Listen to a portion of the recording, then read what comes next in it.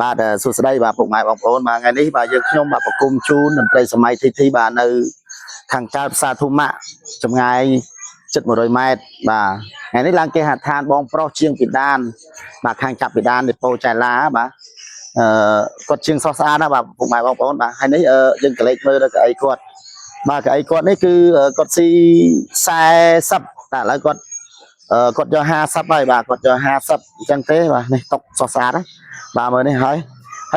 បងប្អូនមួយចំនួនថាតន្ត្រីធីបង្គំជូនបាទថ្លៃបាទ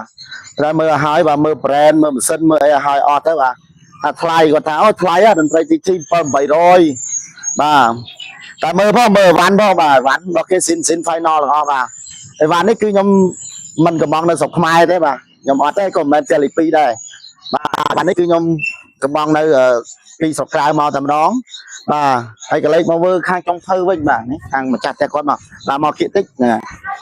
បាទគាត់ប្រើកែវប្រើចាននេះគឺអត់មានតែលី2ទេបាទមើលឲ្យហើយ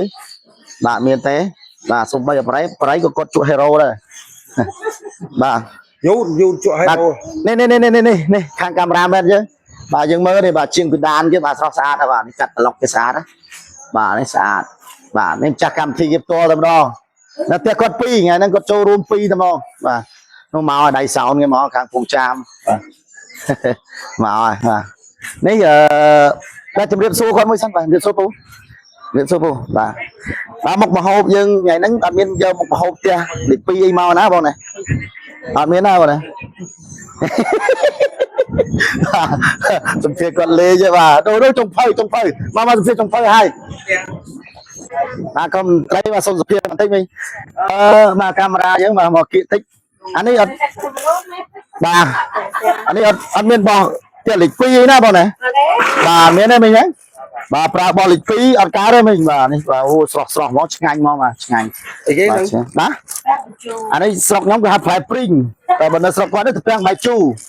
បាទមើលអសហើយបាទមិនមែនបោះថៃបោះទៀតលេខ2ទេបាទគឺស្អាតល្អរបស់គាត់ណាបាយយើងសុទ្ធទេបាទនេះមកមើលបាទនេះអ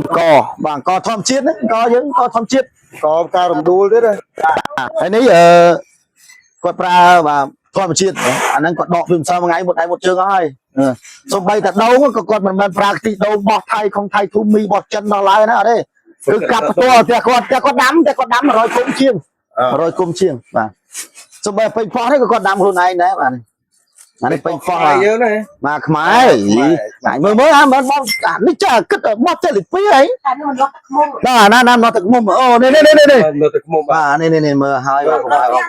មើលមកកន្លែងទៅគាត់ដាំនៅក្រៅផ្ទះគាត់ខ្មៅទៅមែនទេបាទនេះក្រូចនេះកុំច្រឡំថាក្រូចអីវិញដាក់ពឹសដែរមែនទេណាអានេះក្រូចគេធ្វើអប់ត្រីបាទអប់ត្រីបាទមិនមែនរីមញូឲ្យចុងភៅទេតែមើលបាទមើលហើយកុំច្រឡំដល់ក្រុមតន្ត្រីសម័យទីមកប្រគំឯណាក៏ឃើញដាក់របស់ថៃរហូតនេះចុងភៅឈ្មោះអីគេបងចុងភៅបាទ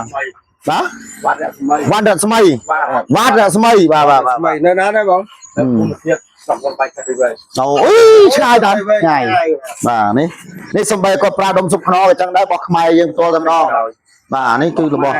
បាទឥឡូវប្រើបងលែងហ៎បងអូកុំប្រើរបស់វាហ្នឹងហើយយើងពិបាកណាយើងចូលរួមនេះពលិកាទាំងអស់គ្នា